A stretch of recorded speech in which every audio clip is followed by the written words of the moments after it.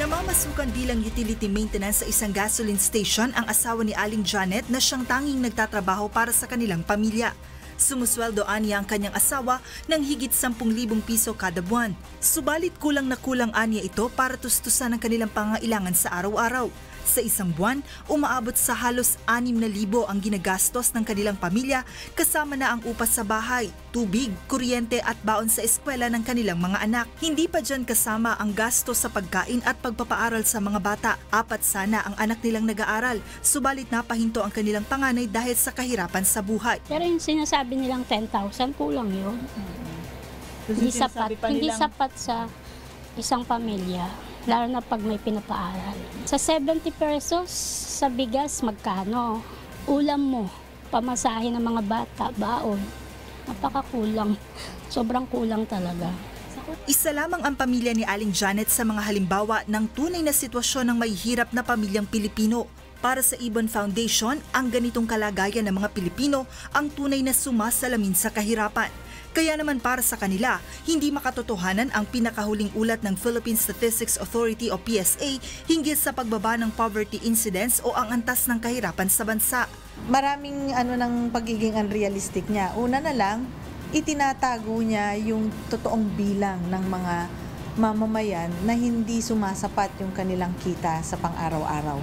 Batay sa pinakahuling pag-aaral na inilabas ng PSA, bumaba sa 21% ang poverty incidence sa Pilipinas sa first quarter ng 2018. Mababa ito kung ikukumpara sa 27.6% sa kaparehong panahon noong 2015. Sa pag-aaral ng PSA, sinasabing sapat na ang sweldong 10,481 para sa isang pamilya na may 5 miyembro upang masabi na hindi sila mahirap.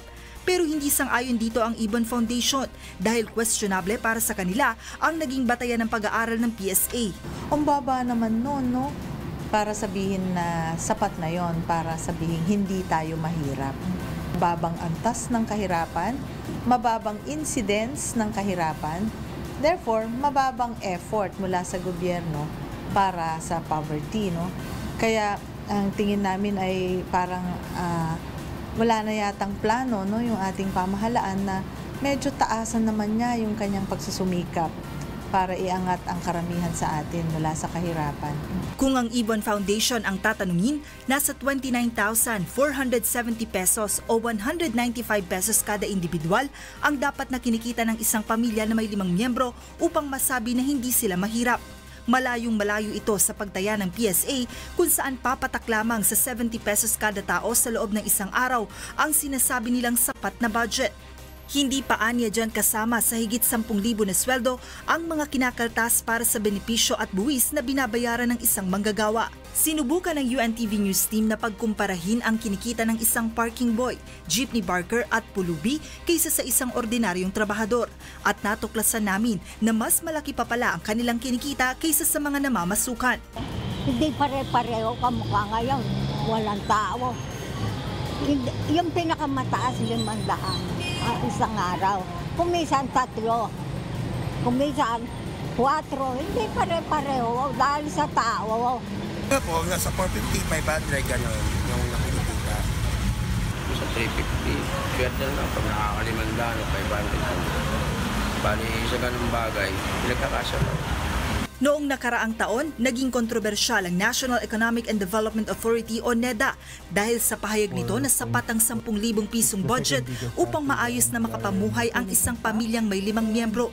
Subalit makalipas ang ilang araw ay kumambyo si NEDA Secretary Ernesto Perña at sinabing 42,000 pesos kada buwan ang dapat na maging budget ng isang pamilyang Pilipino. Ngunit sa kabila ng mga usaping ito, nananatili sa mga Pilipino ang pagiging positibo na kahit anuman ang dumating at gaano man kahirap ang buhay ay patuloy silang magsusumikap upang itaguyod ang pangangailangan ng kanilang pamilya.